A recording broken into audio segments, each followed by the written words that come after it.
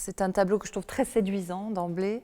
On est dans une loge aux Italiens autour de 1874, avec deux personnages entre lesquels il y a quelque chose, il y a une histoire, avec une diagonale comme ça qui va de leurs yeux au bouquet, le bouquet qui est dans un rappel très gracieux, très, très joli on peut dire, de la robe. Il y a une grande élégance, et évidemment on pense à Manet. Il y a le trait de Manet. Eva González était une élève de Manet. Ce sont deux amies, probablement. En tout cas, c'est la sœur de Eva González, c'est Jeanne González, qui était elle-même une peintre. Et puis, c'est un homme qui s'appelle Henri Guérard, que Eva, la peintre, va épouser. Elle va l'épouser assez rapidement après cette toile. Eva González va mourir des suites d'un accouchement qui s'est mal passé. Elle meurt d'une embolie pulmonaire. Sa sœur va épouser donc son mari après sa mort. Ça rappelle aussi les histoires de Berthe Morisot, du frère Manet, de Manet. Enfin, il y a des diagonales partout dans ce groupe, des diagonales amoureuses et amicales, très fortes. Et ce tableau me touche particulièrement parce que c'est l'élan d'une œuvre inachevée. Enfin, elle avait un talent fou, on sent qu'elle est encore beaucoup trop sous l'influence Manet. Mais elle me rappelle évidemment ma peintre chérie sur laquelle j'ai beaucoup travaillé il y a quelques années, Paula Modersohn-Becker.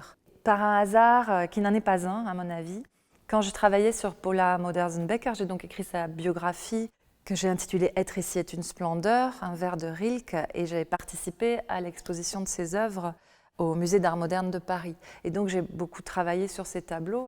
Et à la Kunsthalle de Brême, où sont exposés beaucoup de ces tableaux, je tombe sur un magnifique tableau qui s'appelle « Le Réveil », que je ne connaissais pas du tout, et qui est un tableau d'Eva González. Et c'est la première fois de ma vie que je lis ce nom, Eva González.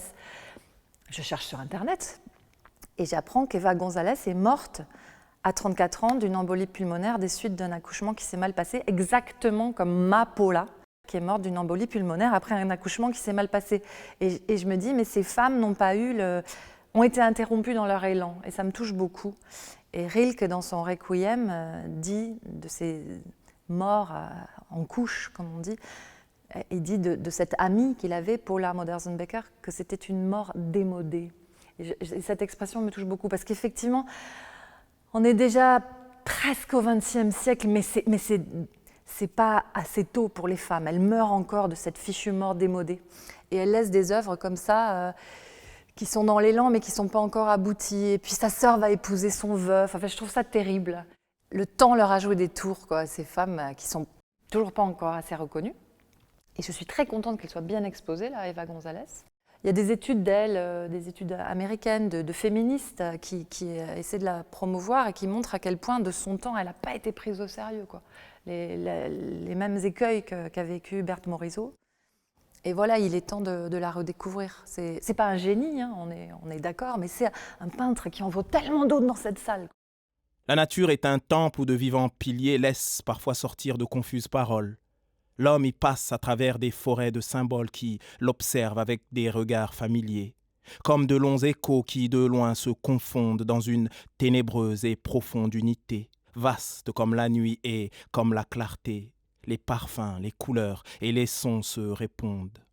Il est des parfums frais comme des chairs d'enfants, doux comme les hautbois, verts comme les prairies, et d'autres, corrompus, riches et triomphants, ayant l'expansion des choses infinies, comme l'ambre, le musc, le benjoin et l'encens qui chantent les transports de l'esprit et des sens.